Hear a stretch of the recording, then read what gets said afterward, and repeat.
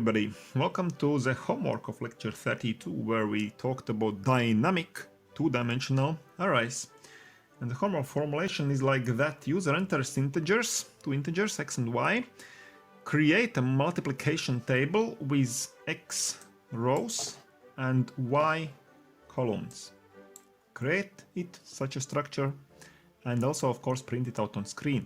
So for example, if user enters x equal to 5 and y equal to 7, then something like that should be created. So table with 5 rows and 7 columns, and here we can see that in each cell here is the multiplication of the row number and the column number. So this is the structure you have to create now. Create as a structure, as an array, and also to print it out on screen. Okay, so let's try to do it now and then come back to see the solution.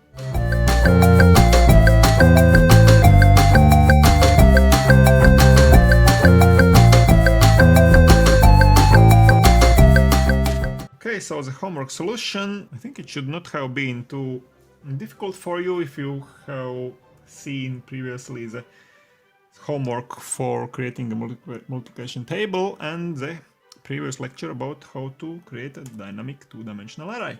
So this is our functional code of the homework. So we start with the same thing as we saw in the lecture. So we create an array that will be a two-dimensional dynamic array, so 2 asterisks here. Then user enters the dimensions of the array, x and y. And now we can create an array with x rows first of all. So pointer to an array of pointers again. So this variable r is assigned the memory space allocated with the new command. So each element of this array will be of this data type int with asterisks, or in other words, pointer to an integer array. Each element will be a pointer to an integer array, and this is the length of those pointers. So the count of those pointers will be x rows.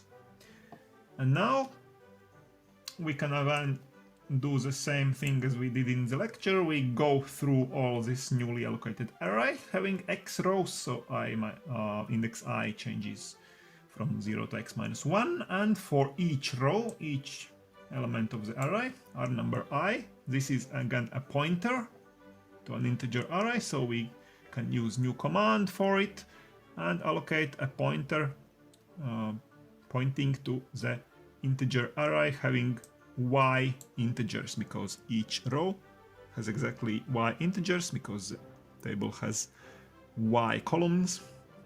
And after this for loop is executed, we have now created the structure in the memory, and now we have to fulfill the structure with the correct values with those multiplications. So this is again the double for loops where we go through the whole structure again, having x rows and y columns. This is a normal traversing of such a two-dimensional array, regardless of whether it's created statically or dynamically.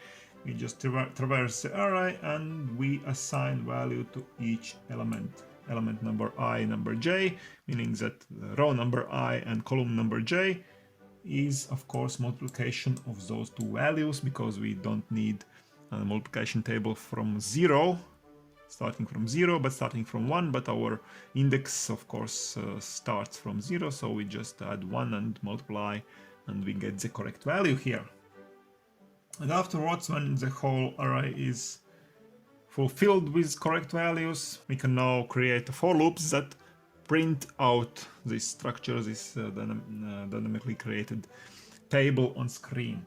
And here we can see that again we have the same, almost the same for loop heads. So starting with 0, each dimension, ending with x or y minus 1, and we go and print out the element that is located in this place of the array and the space after each element, so that all elements are not just in one line but separated by spaces. And after each execution of this inner for loop, after printing out each row, we also do the end line printing, and in this case we have written it like that, which is also possible. In the third component here in that first for loop, not just the row number increases, but also we print out the end line. We can do it also like that. And afterwards, when everything is done, we should not forget, of course, to delete the structure from the memory. So we start with deleting the memory allocated for each row. So we have X rows. So we go through all X of those rows, changing the index from 0 to X minus 1, and we delete the memory, or we release the memory allocated for this pointer. Array number I is a pointer, and for this pointer was allocated the memory, and we release it here. And afterwards, when each row is deleted, we delete also the memory, or we release the memory space that was allocated for this pointer R, or initial pointer allocated with this new command. So again, as always, for each new command, a delete command must exist that deletes or releases the memory space allocated with that new command, and this is how it's done. So I hope you did it yourselves correctly. If not, feel free to ask me any questions in the comment section below. So that's it for today, for this homework. Let's meet again in a few days when we will see another feature, what we can do actually with this two-dimensional dynamic data structure. Until then, stay tuned to my channel, subscribe to it, and see you soon.